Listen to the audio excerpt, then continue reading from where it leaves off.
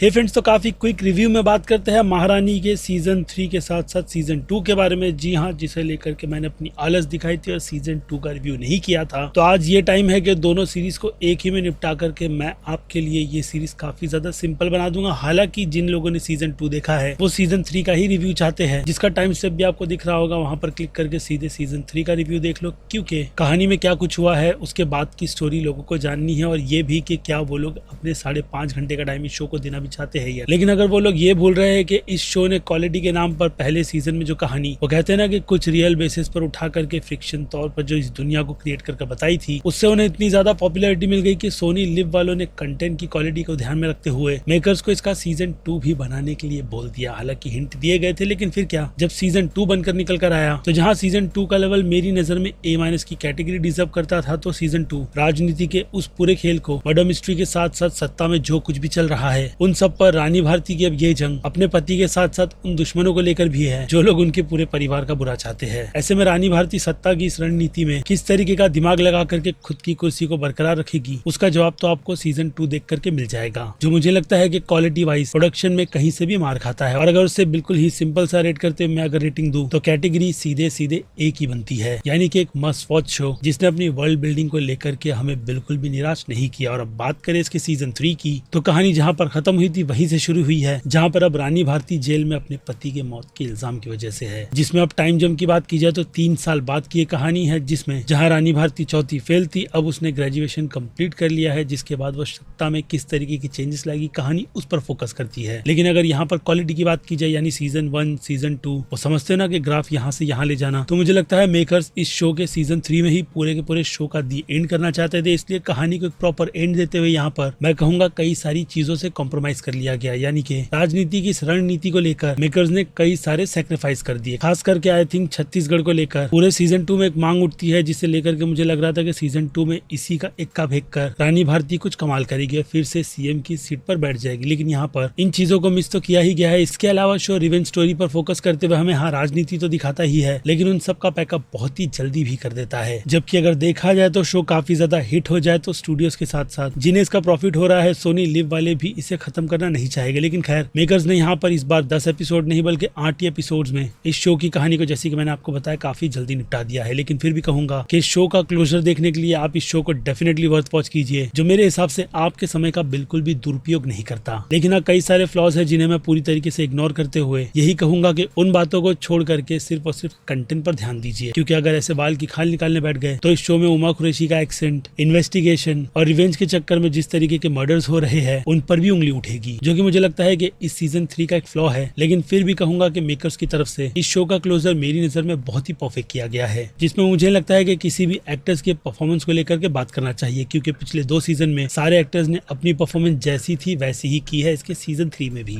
और प्रोडक्शन की क्वालिटी में भी किसी भी तरीके की कमी नहीं रखी गई, जिससे सीधे इसकी रेटिंग की कैटेगरी की भी बात नहीं बनेगी, जिसमें ये शो अपना पूरा का पूरा फोकस सिर्फ और सिर्फ ड्रामा पर ही रखता है। यानी बाकी सारी एलिमेंट इस शो में है तो सही, लेकिन वो कहते हैं ना कि स्वाद अनुसार। इसलिए अब सीधे मास ऑडियंस की रेटिंग्स की कैटेगरी की बात की जाए तो पहले सीजन की तरह जितना प्यार इसके सीजन 2 को मिला, सीजन 3 को भी उतना ही प्यार मिलेगा, जिस हिसाब से उनकी नजर में ये शो अब भी एक ही कैटेगरी डिजर्व करता है। और बात की जाए क्रिटिक्स की, तो हो सकता है कि क्रिटिक्स की राय शो को लेकर मेरी तरह थोड़ी बदल गई हो, जो कि हाँ, इस सीरीज को सीधे सीधे आप कह सकते हो कि B+ की कैटेगरी में रखेगी। और हाँ, मैं भी उन्हीं के ट्रैक पर चलते हुए इस कंप्लीट सीरीज को इसी B+ की कैटेगरी में रखूंगा, और जाते जाते यही कहूंगा कि अच्छा शो जिसका हम और आप बहुत ही बेसब्री से वेट कर रहे थे अपने अच्छे खासे क्लोजर के साथ आया है। अब देखना ना देखना आप पर डिपेंड करता है। मैंने अपना ओपिनियन आपको दे दिया है महारानी सीजन 3 से रिलेटेड, और हाँ, थोड़ा सीजन 2 के भी बारे में। बाकी आप समझदार हो, आप देख लेना। मैं चला सीधे अगला कंटेंट देखने। बाकी मैं हूँ अजीज, मिलूंगा आपसे जल्द ही दूसरी किसी वीडियो में। Till then bye.